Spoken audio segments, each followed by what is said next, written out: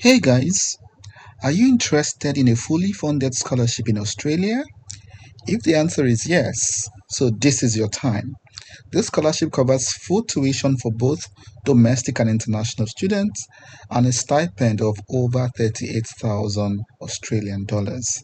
And this scholarship is specifically for those studying for postgraduate research. So that's a master's by research or PhD um, academic pursuit.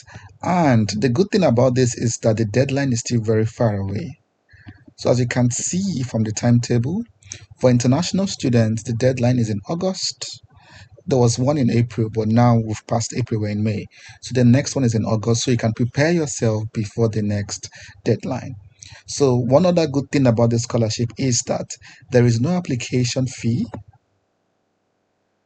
for admissions to the higher degree research program. So that master's by research, PhD by research, no applications fee. We'll also be talking about the English language requirements and be looking at the countries exempted. So if all these sound good to you, so stick by and I'll show you exactly how to apply step by step. So welcome to my YouTube channel. It is Victor once again. It is another day and we have another scholarship. If you're joining us for the first time, you're welcome. But where have you been? There are lots of videos already on this channel on fully funded scholarships from around the world. So look around. I'm sure you'll find something that catches your interest. And if you're a returning subscriber, returning viewer, thanks for coming back. Thanks for the constant support, and I hope you get a scholarship sooner than later. So let's dive in. So this scholarship is at the Australian National University. And as you can see, it is still open. The deadline is 31st of August rather. But do not be tricked by this deadline. Before this deadline, there are lots of things you have to do, like contact a professor, like write a proposal. You might need at least 2-3 months to put all these things together. So do not say August is too far away. I can wake up in July or 1st of August and start applying. You'll be very wrong. So now I'll show you the process and you will see the commitment you have to put in to get this scholarship. So as I said, fully funded, covers your tuition, you get your stipend of over 38,000, and there are other benefits like you get travel allowance to move to where this university is based. You get dependent allowance, child allowance as well, maternity cover, everything through and through. So how do you apply for this scholarship? Well, there is no separate application process. So it means just apply for a relevant course, and if they think your profile is strong enough, they give you the scholarship. It's as simple as there's no different document. I might just get somebody in the comment section asking about this again. So once again, there is no different application process for this particular scholarship. You just apply for the course you're interested in. If they think it's strong enough, and then you're good to go. So try as much as possible to meet the admissions requirement, and don't just meet it, try to surpass it as well. So they're asking for this particular requirement, try to get more than it because it's going to be very competitive. And to be honest, scholarship is not for everybody, and funding is scarce in a number of places, so they're just looking for the best students. So you have to put your best foot forward. So after all these stories, how do you apply for it actually? So to apply for it, just go to the university website. Let's go back there. Let's go back to the university homepage. So if you go to the university homepage, and this is the page I'll be sharing with you in the comment section as well. So go to the university homepage, then scroll down and go for postgraduate research students. So remember, you're not just doing an undergrad, we're not doing masters, coursework masters, we are doing masters by research or PhD. If you select this one or this one, you're going somewhere else. They might ask you for your application fee. You might not find the scholarship that we just saw. This what is the name of the scholarship? It's the Australian Government Research Training Program, RTP, at Australian National University. So this is for only those applying for a master's by research or a PhD. So if you select an undergrad or a postgrad, you wouldn't be considered for the scholarship. I hope this is clear. Someone contacted me about this a while ago and applied for something else and not research program. I was asking, how come I didn't see what you showed? They're like, oh, buddy, I think you applied to the wrong program. So, postgraduate research, let's click on this. And then go to how to apply. Scroll down, then it shows you the process. Now, here's where it gets interesting. Find a supervisor. So it means to do this research or to study here, you need a supervisor to give you a green light, to endorse your application before you're considered for this scholarship. So if you apply without a supervisor, you're just shooting blanks, if that makes sense. So you have to find a supervisor, and then you have to pitch yourself to that supervisor. I've done a video on this channel already on how to write a letter to a supervisor. In case you're interested, you can go to the home page. Let's go to the home page, then scroll down. Letter of motivation, statement of purpose, research proposal. So there is a video here on how to contact a professor for postgraduate supervision. There's also a video on how to write a research proposal in case you're told to do one. So I got you there. Let's go back here. So find a supervisor. The link is very straightforward, by the way.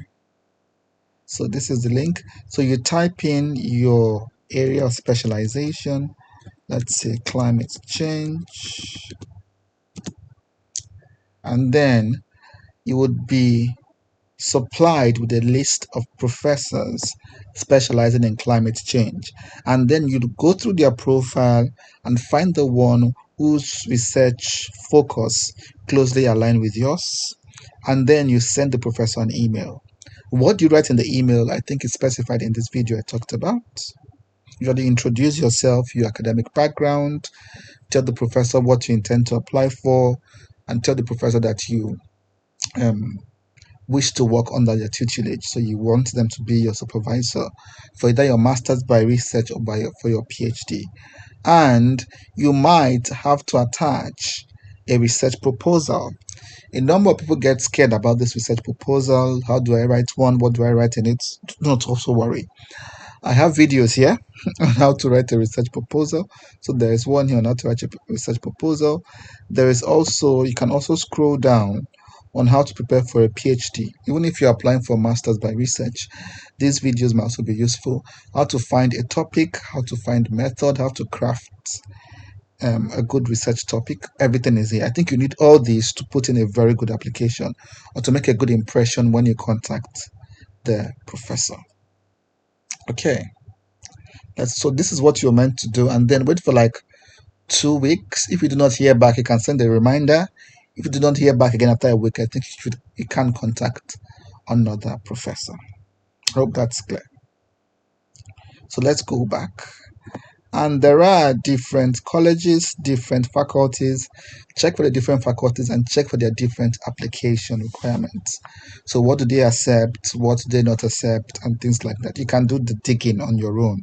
I'm just here as an informative signpost. So do the digging and research. Do the research concerning your field of interest. So this is a list, like a checklist. You made the application's requirements, read them through and through. Usually a first class or a 2-1 generally. That's what they go for. So what about the English language requirements? English language requirements. So I've opened a different tab for that already. And if you do not write these English language tests, this TOEFL or the IELTS and the rest of them, these countries are exempted.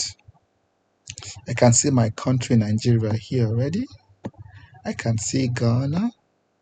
There are a number of other countries as well exempted. Just check the list and hopefully your country is on the list. There are some other international exams like Singapore, like Sri Lanka, like I think there's also India as well. So students from India, if you have this qualification, you wouldn't have to provide any English language test. So I hope we're good to go here. So no IELTS, no TOEFL, no English language test. And as well, remember we said in the intro that there's no application fee. No application fee for those applying for the higher degree research. So it means masters by research or PhD, not coursework masters, not bachelors. Those ones you'll be charged application fee.